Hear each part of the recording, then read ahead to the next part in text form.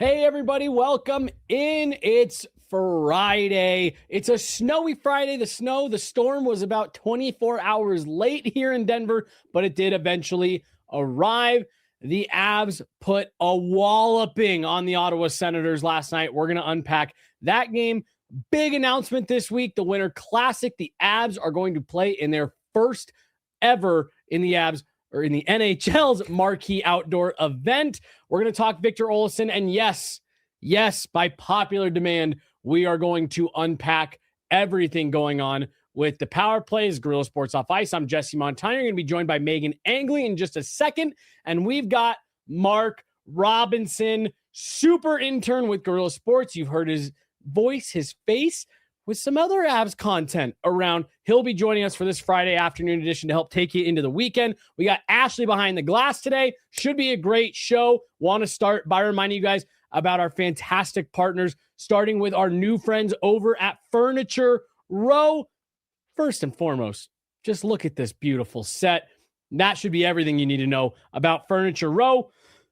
Family-owned company offering high-quality home furniture at an incredible value, all with a hassle-free shopping experience. From living rooms and dining rooms to bedrooms and outdoor furniture, everything you need is under one roof. They're built on terrific selection and unbeatable value and knowledge. No pressure sales staff to help you find exactly what fits your needs and your budget. Real furniture, real value. Furniture Row. Make sure you guys are checking them out. And then you guys have heard me talk about them now for months. One of our great friends over at RefiJet. Did you guys know that you could save? Ooh, I messed that up. Did you guys know that you could refinance your auto loan? Well, with RefiJet, you could save around $150 every single month, all just a soft credit pull and zero hassle. It's lower payments, flexible terms, maybe even some cash back in your pocket from your car's equity. And look, coming right out of the holidays, I could use some extra cash back in my pocket, and I'm sure you could as well. You guys hear me talk about it all the time. The best way to support us and what we're doing here at Guerilla Sports is by showing some love to our partners. So head on over refijet.com/sports, fill out a form, see if they can't help you out, see if they can't help you save some money. refijet.com/sports. It is the faster, easier way to refinance. Hello and welcome in. Please do not leave your luggage unattended on the station.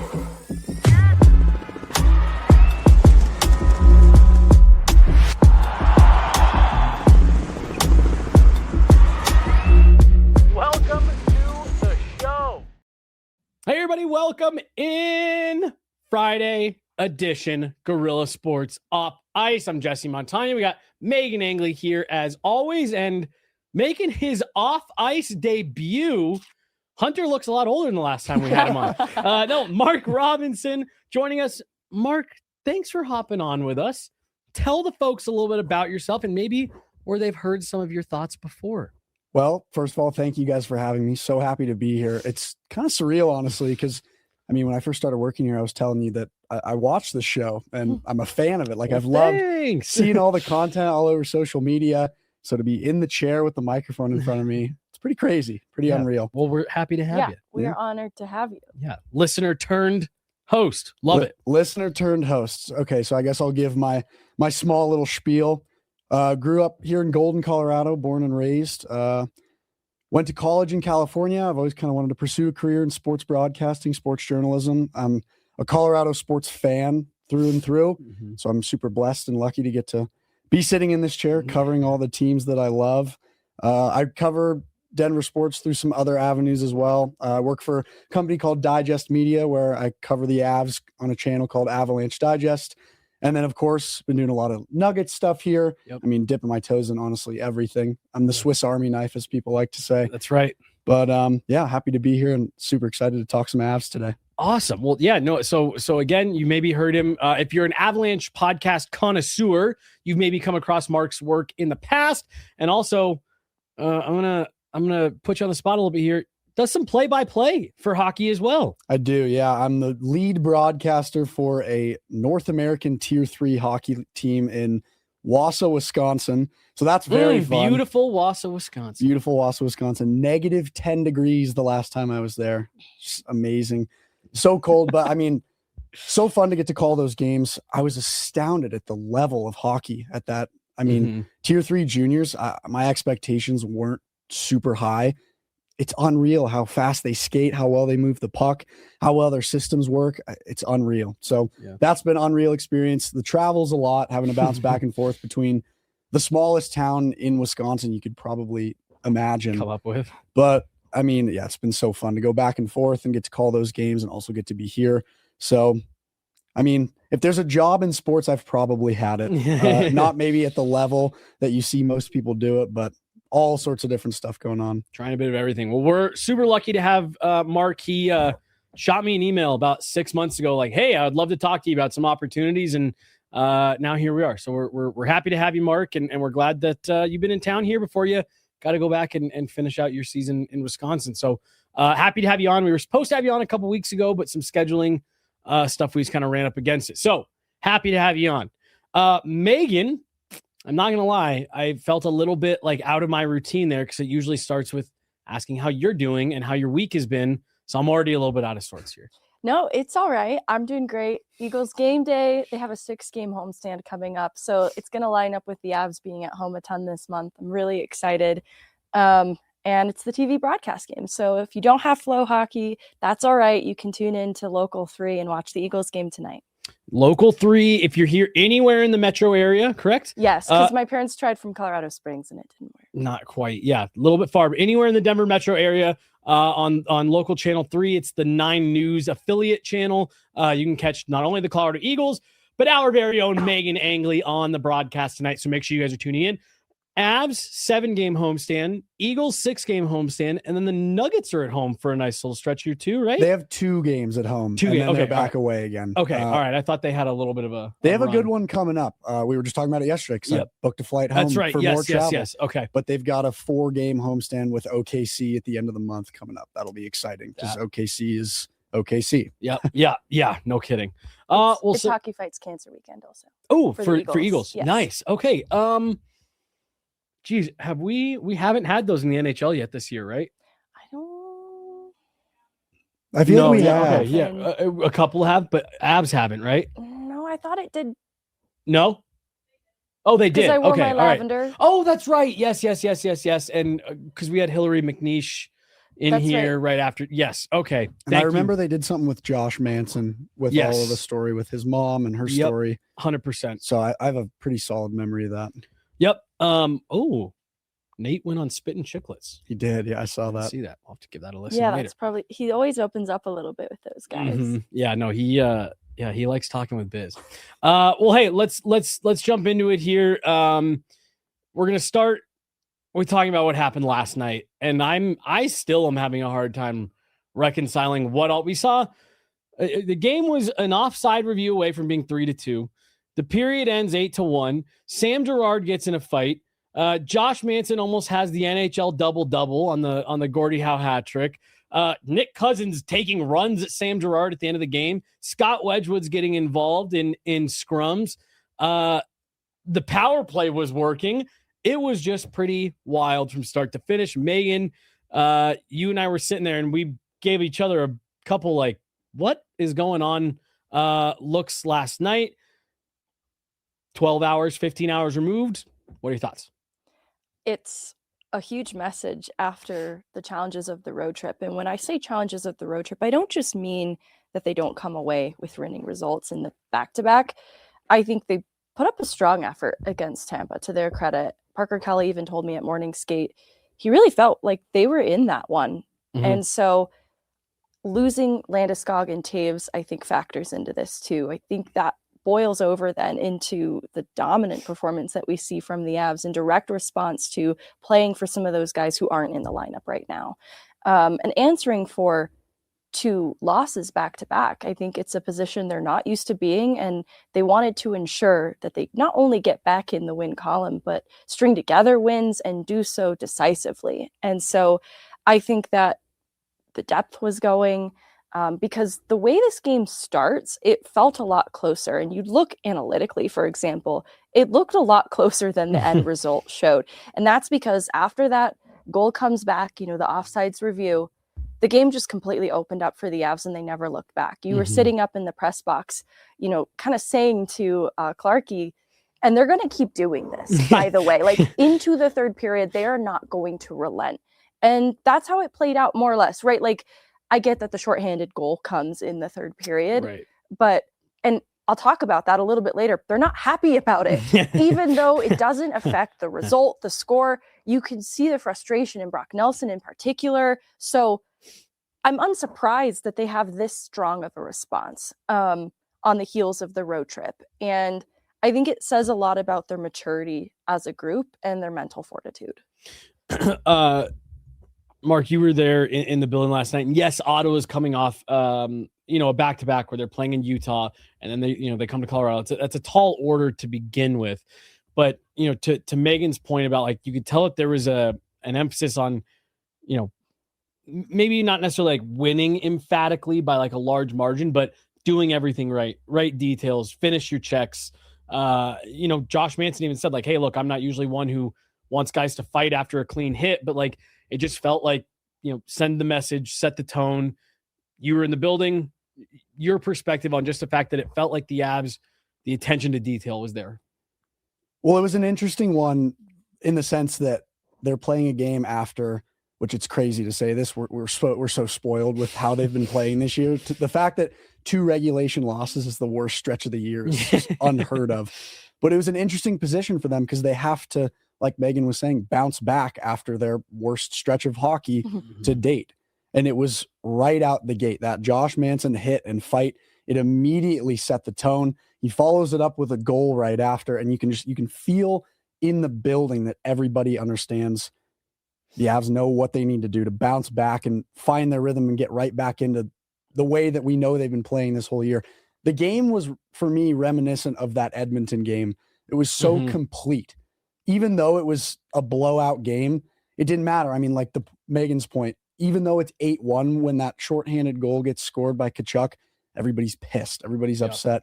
So just seeing them play such a complete game, it was a nice bounce back for what had gone on the road trip. It was good. Well, and Megan made mention to, like, you lose Taves, you lose Landeskog, and in the in that Florida game where they lose Landeskog, you could tell that, there was a little bit of a jolt of energy kind of following that initial shock and everything. And just to the points you guys are both making, like, Josh Manson made the comment to me before the game yesterday of he said, hey, we need to bounce back. Doesn't matter that we have injuries like that. And he said that can't change the mindset of this team. And I just thought that was a weirdly profound thing to say of, like, hey, you're gonna deal with different roadblocks, trials, tribulations, whatever. Your mindset has to stay the same. The goal has to stay the same. And I thought that was what we saw consistently through last night. Was didn't matter what the score was, didn't matter that Ottawa started to push, offside review, whatever. Mindset stayed the same. Maybe outside of those couple shifts where Ottawa scored the goals, but again, I love Jared Bednar's mindset. They score 2, and he said, that's enough. And I just thought that was another great quote from after the game. Megan, I don't want to get too far ahead because we're going to loop back on this, but the power play worked last night. Yes. Don't stare at it for too long and scare it away, but power play worked. Yes. And I don't know if this is the portion of the show we're going to talk about the power play, because I have a lot of thoughts as to why it worked. You know what? You just do. It's Friday. Who cares? It's Friday. Just do your thing. Yeah, we'll talk about rules. whatever we want to talk about. Let's get crazy. I think, then digging into this a little bit deeper and talking about it as a response to the road trip, there were aspects of their game they weren't satisfied with, to include not being able to score on the power play and just generally coming up 1 goal short. And I think then their ability to score at will in this game and then their ability to convert on the power play are significant then, because those were very specifically problems coming out of the road trip. On the power play, we learned at morning skate that there was a big meeting and it was collaborative, different voices weighing in, to include players, to include penalty kill coach Nolan Pratt, and Hacksaw obviously in that conversation as well, everybody bringing ideas. What ultimately made this power play work last night was Nathan MacKinnon. Mm-hmm. He was deceptive. And so I've been having different conversations with you and with some players about predictability. You have the same core of players year after year. They're obviously there for a reason. They're some of the best players in the league, obviously. It's why McDavid Draisaitl does continue to work on the Edmonton power play. Yes, certainly there are tendencies and a level of predictability that exists there, but there's a point where skill just takes over. And so I think Nathan MacKinnon used a little bit of predictability to his advantage by doing things more deceptively, by doing things that would trick the opponent into thinking he's about to do something else that he ordinarily does and doing something different. And so looking at the Marty Necas power play goal, he has his puck in the high slot and he uses his body language to fake like he's going to take the shot option, and instead it's a no-look pass to Marty Necas.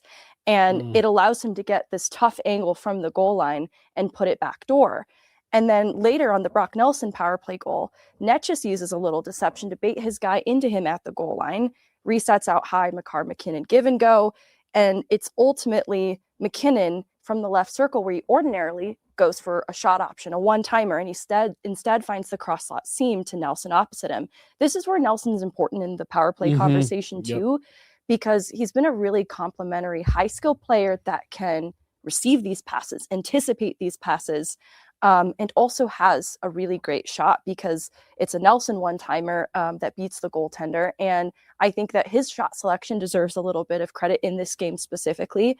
And that's just on the power play, but there's also deception in some of the goals 5v5, like the Cale Makar goal. And so that's where like scoring at will was a part of this too. Like Nathan MacKinnon, I don't have criticisms of his game this season. It's not to say there's anything that he should have been doing differently through this point, but I think he unlocked how he can use what players expect him to do to his advantage because he has so many tools in his toolkit. It's as if he has eyes on the back of his head sometimes in his ability to find his teammates. And I think he really leaned into that last night. And it also counted on the chemistry between his teammates. So when Jared Bednar said, it's going to take everybody buying in on the power play to get it to work, it was certainly true. And so I think that is why there were results on the power play last night.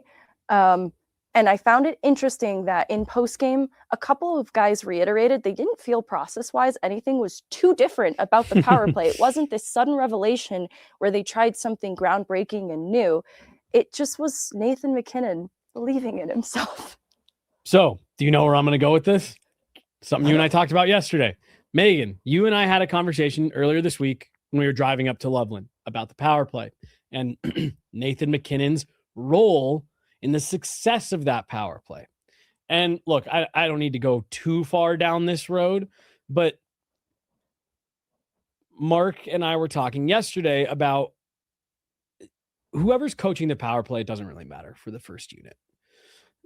That for that top unit success. Now, look, if they want to change up some of the personnel and, put different guys on the wall or whatever, like that's something the coaching staff can do. But for the most part, the unit that Nathan MacKinnon is on for the power play, it's going to go as Nathan MacKinnon does for that power play. He's kind of the one that directs traffic out there. And as Megan just pointed out, it all kind of runs through him. The success of it runs through him. So where I'm going with this, Mark, is, you and I talked yesterday about like, it doesn't really matter what Hackstall wants to do, what Bednar wants to do. If Nathan MacKinnon's going, that's going to open up everyone else. That's going to draw attention to him, et cetera, et cetera. Everything that Megan just ran through. Watching that power play yesterday, it felt like Nathan MacKinnon was more of a threat. And I think that opened up so many of the options that Megan was talking about. Well, the system of the power play works around MacKinnon. Everybody's shifting, everybody's rotating around where he is, where he has the puck, the play that he's going to make, because to some of Megan's points, he's so deceptive. He's so unpredictable. I think he actually does have eyes in the back. Yes. I think he really does. Yes. Like, somebody should look back there and make sure, because fair point. Yeah, some of the plays that he makes, his hockey IQ, which I know this is just beating a dead horse. Everybody knows he's one of the best players in the world. He's unreal at what he does, but the system works around him. And what I loved about the power play last night, which I always hammer this point, and it could be a hot take, so to say, I think their power play gets too complicated most of the time. Yes. The other conversation we were having upstairs yesterday, it's always one too many passes. I can close my eyes and picture so many power play scenarios where it's a beautiful play being developed, a beautiful system, a pass up top, a feed down low. You see a open lane for a one-timer or for a shot up top from, McHale or Taves, whoever it might be, and you're waiting, you're like, oh, this is going to be the shot. It's going to happen right here. And then they hold, stall, and pass. And then the whole entire momentum of the power play dies. It's the overthinking, overcomplicating. Megan, I can't remember, you used an analogy a couple weeks ago, and it may have been that you were overhearing something of like it almost feels like they're trying to embarrass the opponent on the power play, where it's like you're walking right down the slot, you got a clean look, and it's almost like this, everyone thinks I'm going to shoot it because 99% of the time you would shoot this, but I'm going to make one more pass for the empty net, slam dunkaroo, easy goal. Puck gets deflected, cleared, gone, and now you have to reset up all over again. And yeah, I feel like the times where it's the most effective is when they, instead of making that one extra little pass, Brock Nelson hammers the one-timer instead of trying to make a one-time slap pass to the back door. It's like, no, just put that towards the net. Make yourself a shooting threat. Make the defenders and the goaltender respect the fact that you might shoot this puck. I also want to pause a second here to talk about Brock Nelson, who 30 goal pace. Who needs it? I'm on a 40 goal pace now. And picks up a power play goal last night. I think we had a comment that said it, like, he's been huge for that top unit, giving them that Mikko one-timer option back on the right side. Yeah, I think he has a better shot option than he gave himself credit for. So I think he's generally shooting more than he was earlier in the season. And it's giving them more options as a threat from that side of the ice. And I think that before, especially with the way his line was constructed, everyone had kind of their primary strength, but they also did these other things well. And so I think he looked at some of the options on his line like, well, that guy's probably the better shot option, so I'm going to pass to him, defer to that pass. And I think Brock Nelson recognizes that he's versatility in his game, but he can lean on all of these things, take the shot option when he has it. And I look at, he's at the scene of the crime when good things are happening for the Avs, even going back to Mark's point about setting the tone with that, not just the Josh Manson fight, but then the Josh Manson goal, he wins a draw.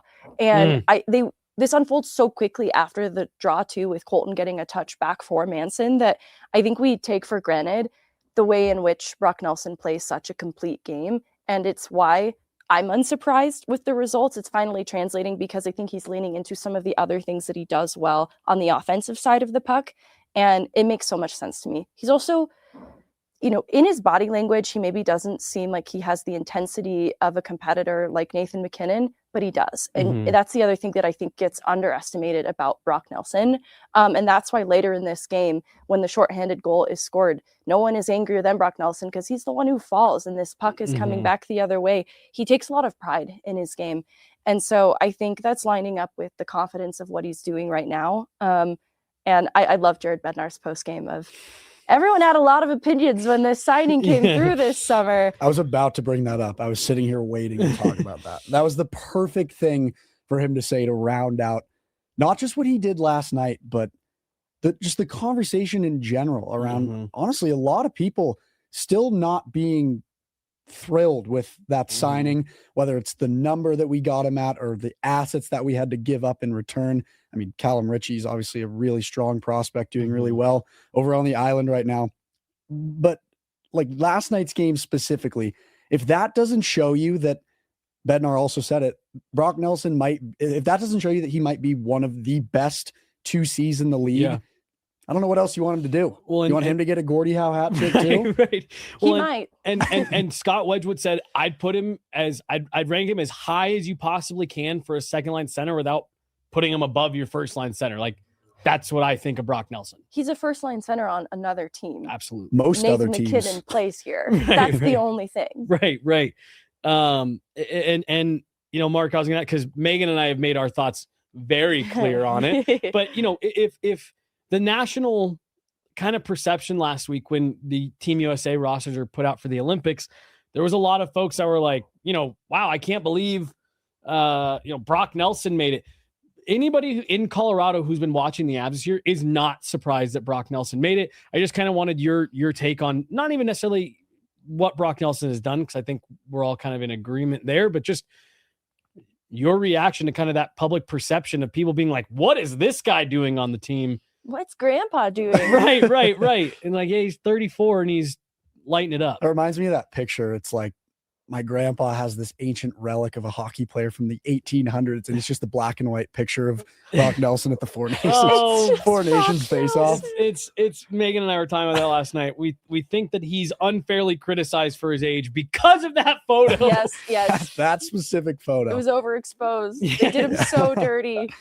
But to your point on that whole topic with Team USA, I do want to start by saying I think there were some players, which I'm not saying Brock Nelson would be the player that gets swapped for some of these names, but I do think there were some players that, I don't know if snubbed is the right word, but I think there were some guys that deserved a spot on this roster that didn't get it. Mm-hmm. It's really hard for me to say this, but Jason Robertson, a guy that I think 100% deserved a spot on this Team USA roster. And there's a few more in kind of that mix of whether or not, and Caulfield. Yes, exactly. And it's honestly, with all these Olympic rosters, I was listening to something last night just about how deep these teams are and how strong. I mean, Celebrini on line 4 for Team Canada. Get out of here. Well, the best one, sorry to cut you off, but like we should do it as a show here at some point before the Olympics of what would Canada's B team look like at the Olympics. That's a fun idea. Because I'll bet you it'd be pretty good. Well, they've got Connor Bedard not even on the team, he's before he got injured, he's been lighting it up in Chicago. Who the other defenseman was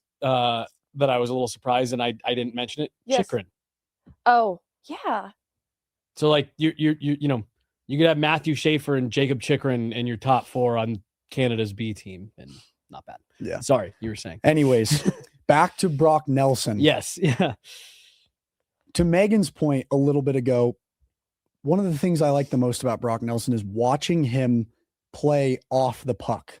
The way that he covers the ice, the way that he's rotating in the system offensively, his forecheck is always so strong. He brings so much more than just his offensive abilities, his ability to come right down the middle and score in really tight lanes, and just his style of play off the puck and the way that he plays just in the system in general. His game is so well rounded out. It's not just his scoring that's so impressive about him. That's what makes him such a threat. And that's why he's no question going to be a huge piece to the Team USA roster. He was so good on the Four Nations team. It's a no-brainer. And I know people will probably say, well, of course you guys are going to say he's a no-brainer pick. He's on the Avs. You have a bias, but I really think if you unbiasedly look at this roster, he's a major difference maker. And I think to the point you just made, like, I think the role that he ends up playing is going to end up being what's really telling about that. And if he's, if he keeps playing even in the realm of what he's done for the last month, like he's going to play a big role for Team USA as deep as that team is. Yeah, because he does more than just provide goal scoring. Yep. And so I think in that tournament where they have other goal scorers represented on Team USA, though they certainly won't deny any goal support they can get from him, they're going to require some of his play away from the puck, like Mark is talking about. I've talked about how I think he is one of the best defensive sticks on the team outside of Devon Toews.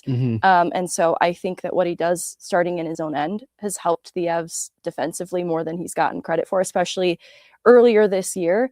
And it's important to note, like his body of work, right? Multi-time 30 goal scorer, obviously in that 20 goal scorer category, now multi-time. This is some of his best hockey he's played. And that's worth noting, at 34, this is some of his best hockey. So yeah, he's got this body of work that's impressive, but he's going into this tournament playing his best hockey. Confidence is high. So that's significant and also a part of the conversation. Absolutely. Something else that's cool. Yeah. I know this isn't like the biggest deal ever, but I think it's subtly worth noting.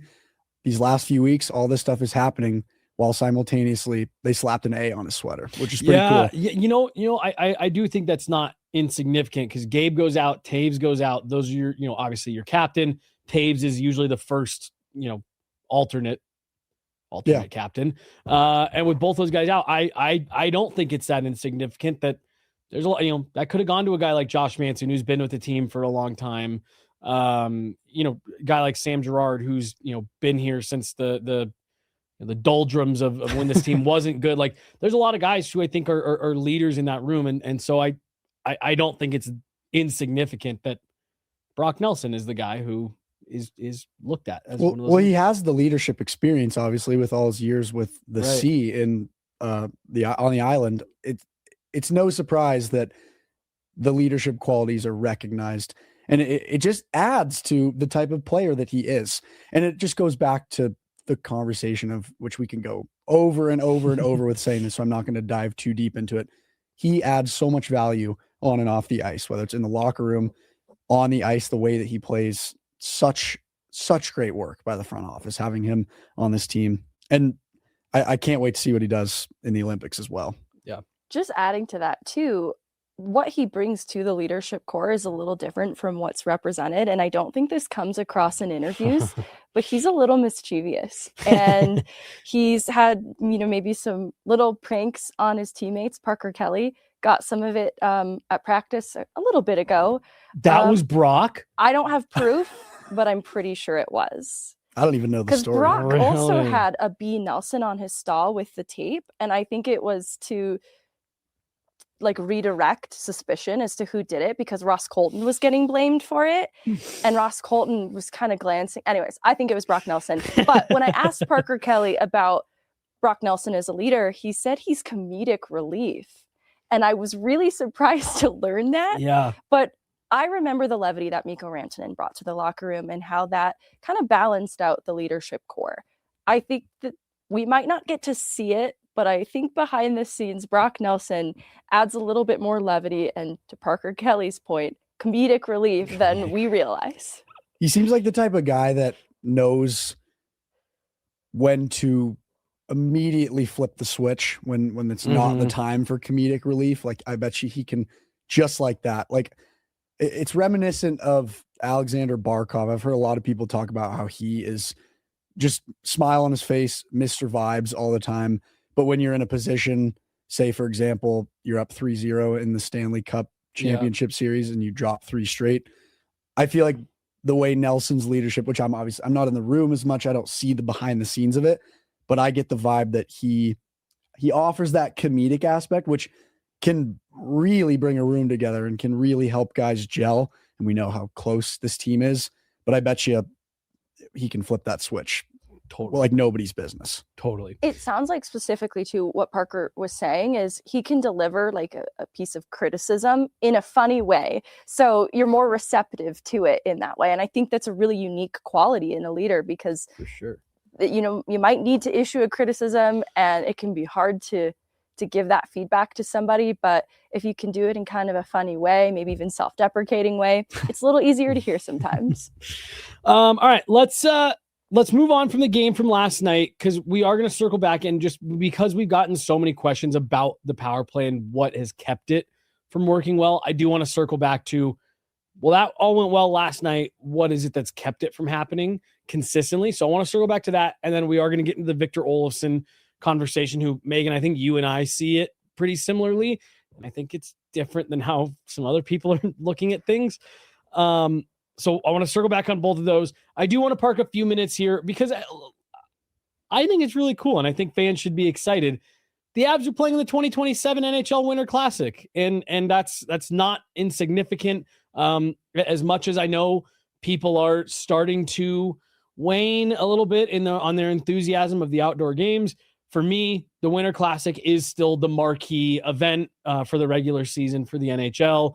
And I talked with Josh about it yesterday, and he was saying, like, I'm really hopeful. Like, we're gonna be in Salt Lake City in January. Like, it should be cold. Hopefully it's snowing a little bit. Like, and I had a couple people already yesterday, like, well, doesn't it feel like they're trying to force this mountain rivalry? It's like, who cares? For the first time ever, the Avs have a natural geographical rival who's, similar climate. I think the NHL, not that you should try to force anything, but like, I do think this should be a rivalry that the league is looking forward to. I think Utah continues to be on the up. And I think it should be two really good teams next year in similar cities. Avs fans have taken some issue with Utah and their fans and the fact that they, we're going back and forth on the Yeti, the Mammoth. I think this is a fun rivalry. And there is something, and Megan, you and I have talked about this for years. Something about these two teams, they do not like each other. I don't know why. I don't know what happened 8 years ago when they were in Arizona. Every time those two teams played, it got nasty, it got physical, and it is carried over to Utah. And Cale Makar, Megan, even referred to it as it's a great rivalry, so it should be fun. Yeah, I think like the last time these two teams played each other, that 1-0 game, Sam Girard breakaway goal, the only thing, they don't have a Logan Cooley in this game. And so I think some of the young talent between like Dylan Guenther and I'll put Clayton Keller in that category. I think he's becoming a more experienced player in that league to be talking about him as a young up and coming guy. But similarly, then Logan Cooley, a part of that, makes them super fun. I think they're pretty balanced too with the support they're getting from guys like Nick Schmaltz. So anyways, where I'm going with this is I think they are a really evenly matched opponent to make this an interesting outdoor game between the teams. And to your point, I think the way that Utah plays really foils the Avs transition games at times and can kind of cause some stoppage through the neutral zone, slow them down. And it can be frustrating and low event at times. And maybe that's where people are like, how is this a rivalry? But I think that good hockey can be low event hockey sometimes because of how well they are countering one another. And so I'm personally excited for it. And I've been wanting to root for Utah to finally enter the conversation more seriously for years. And I think they're in this room. It's finally here. It's been a rivalry between two teams that don't like each other, while one has been very, very good and the other has kind of been in the doldrums of the standing. So yeah, it's going to be nice. Mark, where were you when Nathan MacKinnon threw that helmet at Connor Garland? Jeez Louise, I don't know why. I was wanting to say Matthias Michelli the whole time, and I was like, that's not who he threw the helmet at. Where were you when Connor Garland had his own helmet thrown at his face? I don't have a vivid recollection of being like somewhere watching that game, but my God, that is hilarious. It's like, one of my favorite Nate highlights to this day, and Nate does a lot of cool shit. Seeing that emotion, like, oh, it's hilarious. He throws the helmet, kind of gives that face like, oh yeah, you ready? I'm coming.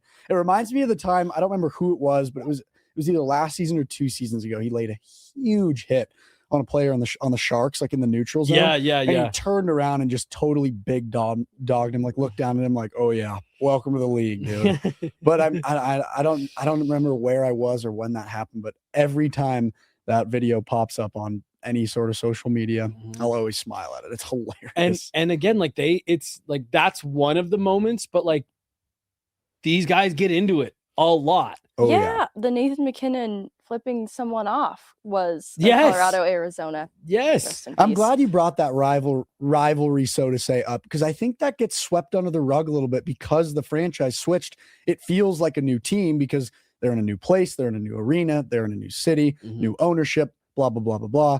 But it's still the same players and it's still the same tension between the two teams. And I completely agree. There's this underlying hatred between specifically Arizona. Like I remember before the switch happened, when I would turn on the Avs and it was against Arizona, I'd get a little heated inside. I'd be like, oh, this frickin' team.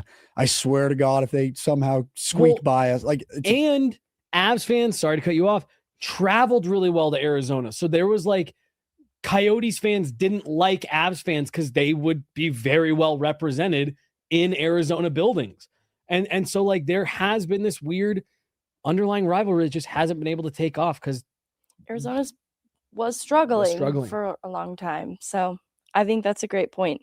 They're finally on a more similar playing field. And to a great point you just made, Avs fans are going to travel so well to this game. Yeah. It is going to be filled with Avs faithful. I mean, it's a very quick flight, 8-hour drive if you want to get in the car, road trip. And who doesn't want to go to Utah for a winter classic? Make a trip out of it. Book some ski days, get like an Airbnb. That's what I want to do. I had never been to Salt Lake until last year when they moved there and we went for the first couple games, or was that 2 years ago now?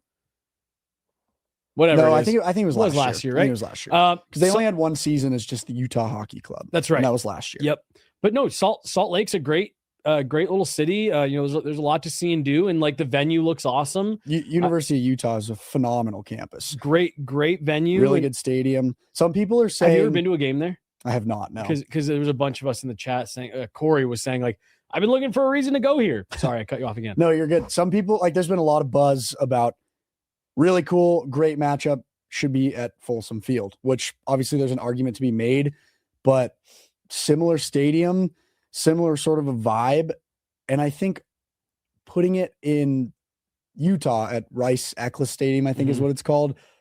I honestly I think that's almost cooler just for Utah and all the progress that they've made.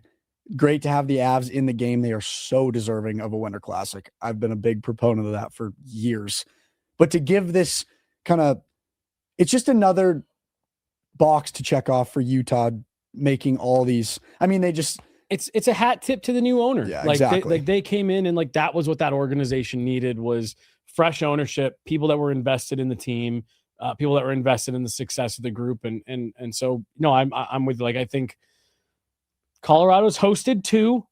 And they were technically the home team in the Lake Tahoe one as well. So they were due for a road game here. And I'm excited. I've been to outdoor games at football venues and at baseball venues. I think the sight lines on the football venues are better. And I've heard that this stadium in particular in Utah is kind of known for their sight lines. And since it's officially a Winter Classic, they should do outfits, right? When they show up to the game. Because I feel like they've not done that before, if I'm not mistaken. For the Stadium Series stuff? Yes. Yeah.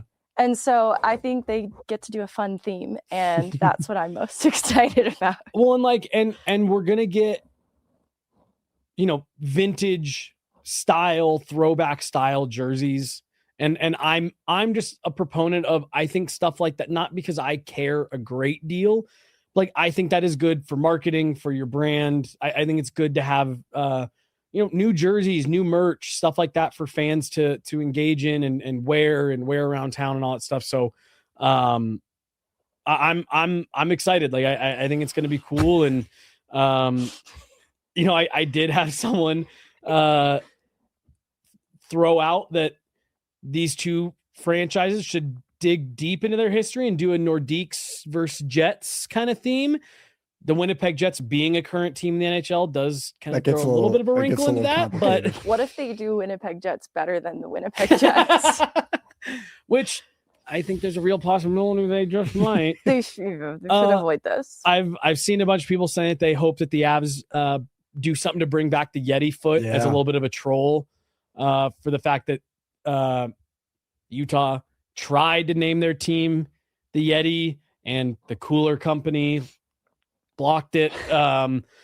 So I don't know. I think that'd be kind of a fun troll, but I think it's going to be really interesting. And again, we're going to get a cool vintage look for the Avs, and I think that's awesome. I can't wait. It's going to be awesome. That's honestly what I'm most excited for, is the sweaters. Whatever they cook up is going to be just, there's so many cool Avs sweaters and jerseys over the years. You look at like their other Stadium Series ones, those awesome Nordiques jerseys with the white and maroon colorway, or like the one with just the C right on the front and like the white. There's so many cool ones. So there's a lot of potential for something awesome. I'm excited. And a fun theme. And fun outfits. I can't wait to see their fun little outfits. Fun outfits. Okay, let's get into this stuff here. Let's circle back on the power play and just talk again. We don't have to spend a ton of time here because we did talk about what we saw that drew success last night. All right, we've got to go to the super chat right away. I wasn't going to, but they could troll them by bringing the Colorado Mammoth with them. They come out in lacrosse jerseys. Yes.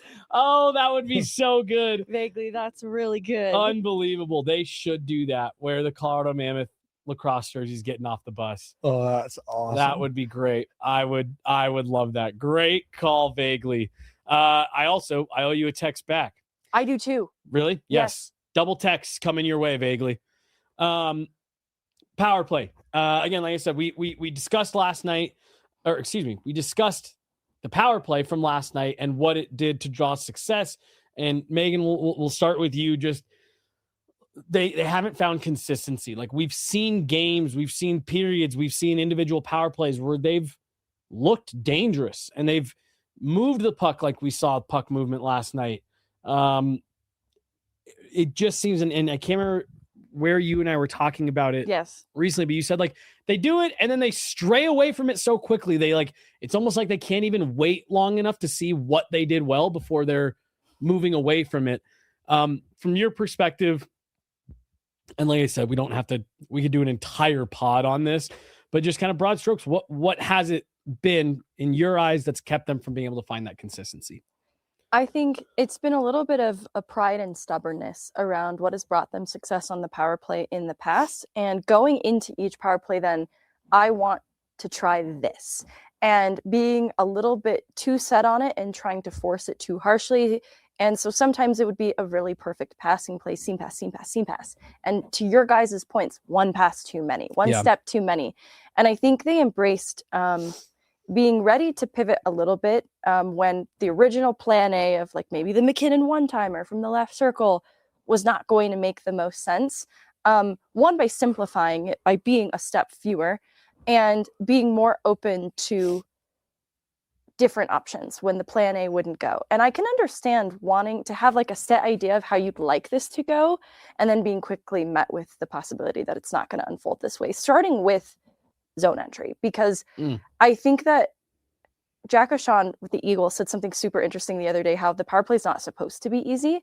And so gaining the zone, like it's not going to just happen cleanly. You're going to have to fight to establish the zone first and foremost. And then from there, since a little bit of time has been taken, whether you're skating the puck in and having to battle to protect it before you get the chance to cycle, I think they're so used to wanting to immediately cycle the puck that they're trying to get passes off quickly upon getting in the zone. And it's not safe to do so yet. I think they have to battle for positioning a little bit first and foremost, then a cycle, and it has to unfold quickly after that point, not then a pass too many from that point. And so I think that's where McKinnon being ready to embrace his ability to be the deceptive one is what served him the most. Because I think, there's like, he has a lot of success with just using the one-timer as an example here. Right. I don't even think McKinnon has deferred to that as much this season as he has been stubborn about it in years past. But I think there's this recognition of it doesn't have to be one way. Because I get that in thinking of it in that way, it could overcomplicate things way too quickly. And so in saying this, I want to say keeping the options open, but still keeping it simple. And I know those sound like they're almost counter to each other. Right. Is what I think brought them success. And so that's where leaning on his teammates too, like McKinnon is still the key to everything working on the power play, but it also requires him leaning on his teammates as those additional options that can be open to him.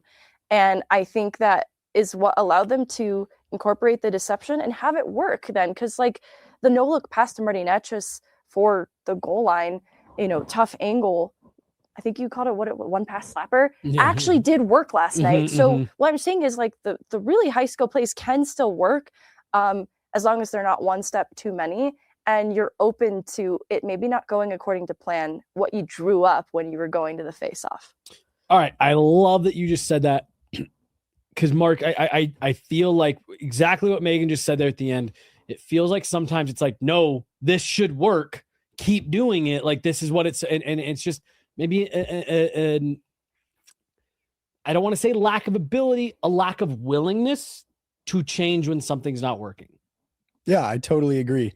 I think, which I said this earlier in the show, but the biggest takeaway from all the power play tongue twister, power play struggles that we've had this year is we don't have a bad power play. We just take one too many steps. I think that the way that we play 5-on-5 hockey is very by the book, dominant, really good system. Everything looks fluid, smooth, and we have some of the prettiest plays of the league so far this year. But as soon as we get that man advantage, we try to get all pretty and glamorous, and we try to do all these glamorous. I love it used in this context. We try to get all, I'll say it again, glamorous and do all these cool things. And don't get me wrong, that works for some teams. Some teams can have a glamorous, cool power play where they get to have that extra pass and they get to make that really cool slam dunkaroo, no looker, goalie completely on the other side of the crease, highlight reel goal.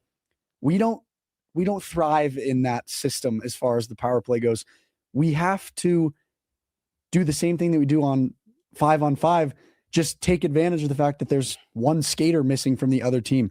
My favorite power play goal last night was the McKinnon feed. I bet that felt good. Yeah, sorry about that. My favorite power play goal last night was the McKinnon feed down to Natchez when he ripped it super short side. Yeah. And what I liked about it was predictable. I was at the game with my brother. I kid you not. I wouldn't lie about this. I literally, McKinnon had the puck at the top of the line. I looked at him. I go, pass down to Natchez one time or he's going to score. And it happened. Yeah. If you just go back to the fundamentals of how the system works, do the easier plays, do the stuff that you know will work. Sometimes it's probably going to get saved. Sometimes you might miss a little bit out of wide. your own way. Exactly. Get out. I love that. Get out of your own way. When you do that, it works so much better. And it's a lethal power play. What I love about this whole conversation, though, we had this conversation yesterday upstairs. The best part about this is they get to figure out struggles on the power play 32, 4, and 7. Yeah. It's not like they're middle of the pack struggling in the league and the power play is the reason for that. They costing them all these points. They get to figure out how to fix their power play with a sizable gap for first place in the league, which is awesome. It's a great call out. And Megan, you and I talked about that, I think on Monday, of like power play's not working, but luckily, thankfully for them, whatever word you want to use, like it really hasn't cost them a ton. And you just want to make sure that you make those corrections before it like catches up with you at the worst time. Yeah.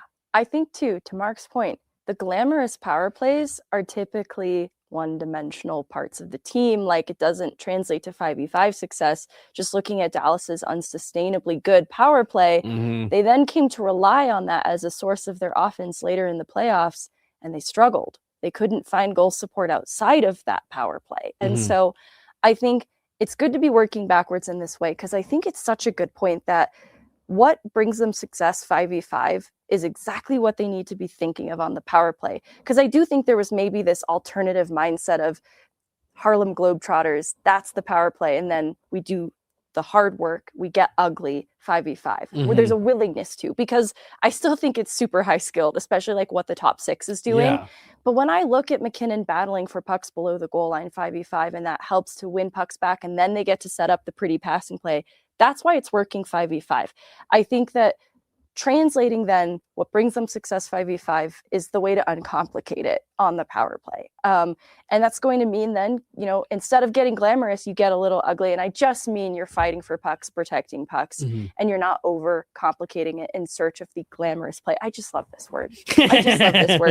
And then, what you come away with is a really good power play. So you could talk about it as being glamorous after. It just, the process doesn't have to be glamorous. Yeah. Let the result of it be glamorous. Okay. And then let's round things out here. And Megan, I'm gonna go to you again to start here, because I know you have dug into this a bit on Victor Olofsson, right? We've gotten a lot of questions. What's going on? He's not scoring. Is he the new Tomas Tatar? The production maybe hasn't been quite where you've wanted it to be. Let's say in the last 6 weeks for a guy like Victor Olofsson. But when you consider when the Avs picked him up, what you're paying, and what he's giving you away from the puck, I don't I don't have a huge issue with what Victor Olofsson's giving the Avs right now. Would I like to see a little bit more production? Of course. But people hear me say it all the time. If your depth guys were scoring at the same rate as your top guys, well, then they're not your depth guys. They're your top guys. And I think Victor Olofsson, a little bit streaky here. Would like to see him find the back of the net, but I just don't think it's as bad of a picture as what some people out there are painting. No, I think his contract respective to his play is incredibly important here. 1 year, 1.575. Now that's not nothing. And so you look at 7 goals, 12 assists, 19 points in 43 games. I would say that is on par with third line production. The money is right where I'd want to see you pay a third liner. And what makes it interesting is I've seen this raised as a greater issue that the Avs need to address around the deadline. And I'm looking at what the Avs third line was in 2022.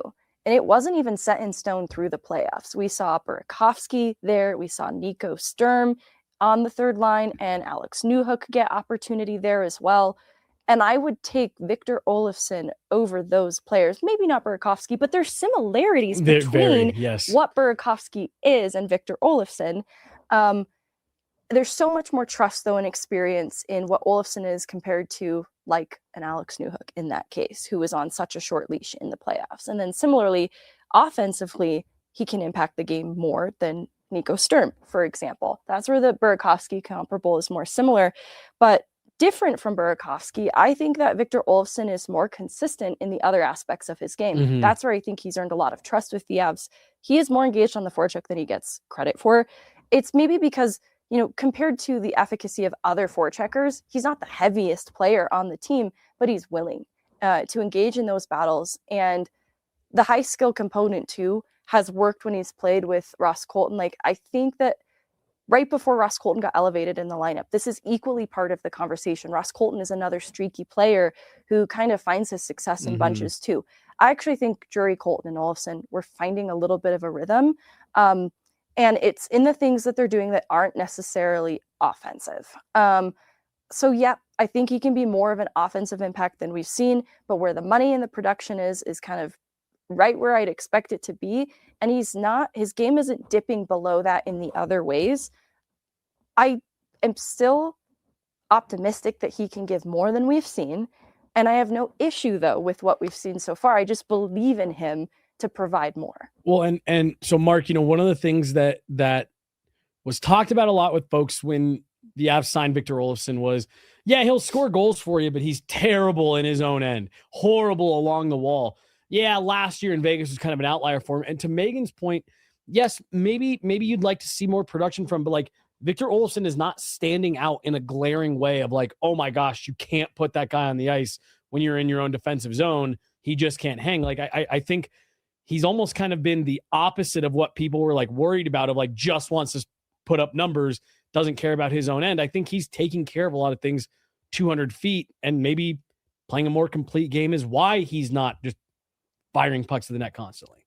Yeah, I really liked Megan's point in that there's a lot of potential with the way that he plays and the way that he works so well on that third line. He pairs really well with Drury up the middle and Kelly on the other side. But with that in mind, we're still not seeing negative aspects of his game. Mm-hmm. And on that topic as well, he's not, like, if you look at his career, he's not having a generationally bad year comparatively to what he's done in the past. Last year, he had 29 points on the season. He's at 19 right now. He had a 49 and a 40-point year with Buffalo back in 2022 and then 2023. He's on pace to be right around that same mark. Mm-hmm. And like Megan said, if we start to see some of this production pump up a little bit, which we know he's capable of, right? Because when that third line is going, they're rolling. They're a very dominant line, probably a second line on some other teams in the NHL. I think that it's just, I lost my train of thought. Well, you're just saying like he's in that production range from where he's normally at. And if you can start to get a little bit of uptick on that production on that third line there, then yeah, you're very much right in the range of where he usually finishes.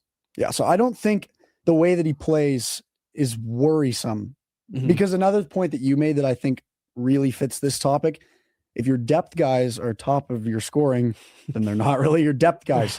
Right. Third line wingers play a lot more important of a role than scoring goals every game. That's why we have McKinnon and Natchez, and that's why we have Makar, who can play such a two-way style of defense that we know makes him the best defenseman in the league.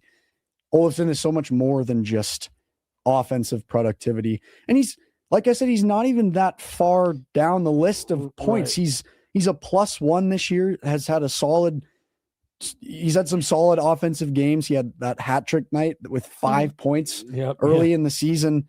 He's 11th on the team in points, which is not concerning by any means. Well, and he's He's literally just on pace for just under this. So this is me assuming, hey, you get a little bit of an uptick in that production. If I told you at the beginning of the season, hey, you're going to have a third line winger that's going to score 15 goals and put up 40 points. I don't think anybody would be upset about that. And that's what he's on pace for right now. And he's not a liability in his own end. He's engaged. He's bought in. He works hard. That all sounds really great to me. I think, too, I want to validate some of the concern around Victor Olofsson, but I don't think it has much to do with Victor Olofsson. I think the concern is the construction of the third line in the playoffs, because in the 2022 example I provided, JT Compher is very important in recognizing why that third line worked.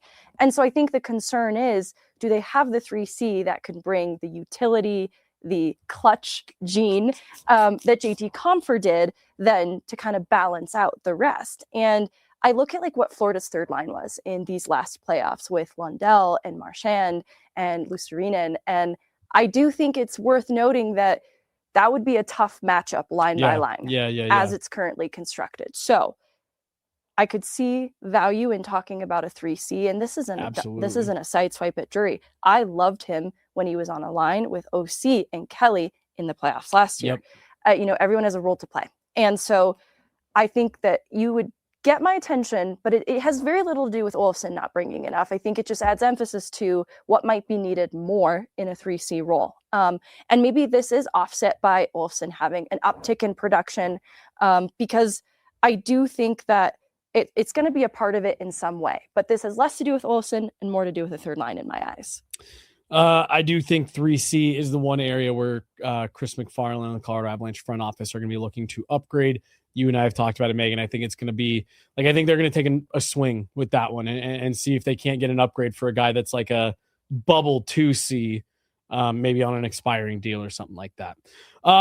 That's going to do it for us here today. We got another show coming in about 10 minutes. Big Al and CJ are going to be talking Buffs, Broncos, all things football coming your guys' way. Megan, Mark, any final thoughts before we sign off for today? Final thought? Thanks again for having me on. It was a glamorous show today. Thank you so much for using that word. Oh, I love it. Thank you for coming on.